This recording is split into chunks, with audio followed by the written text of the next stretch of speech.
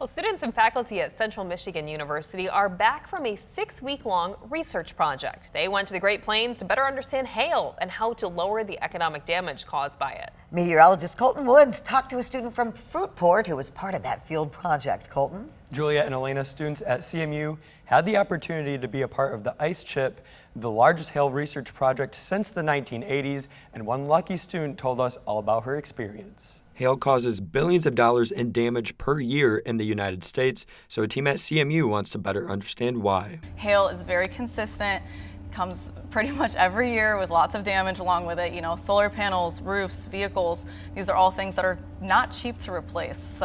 And hail does a lot of damage to those things. So that's definitely one of the main reasons why we're out there doing that, is because we want to be able to better see how we can warn for these things. The team traveled all across the central U.S. So that's Texas, Oklahoma, Kansas, New Mexico, Colorado, all the way up into the Dakotas and Montana, and we did hit all of them.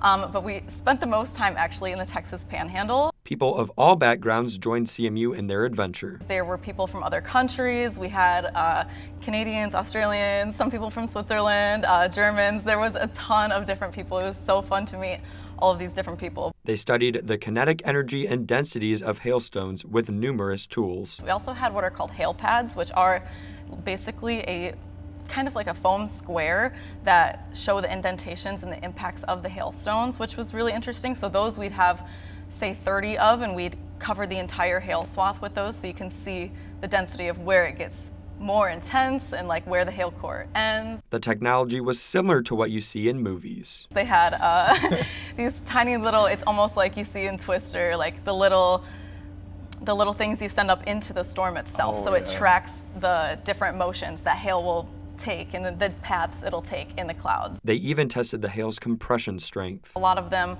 would crush super easily, but other ones would take a lot more. Some of them would smush almost, so they're more like ductile stones. So those ones obviously will do a lot of damage because they won't just shatter on impact, they will make the impact. For Tegan, the trip changed her outlook on a potential career. I've been looking at broadcast. I love the broadcast environment. I love what you do. But I definitely now am very interested in the research of it. So I'm keeping my options open, kind of seeing how the world goes. The research is not done. Tegan will continue to examine the data back at CMU to help warn these hailstorms in the future. Jacob?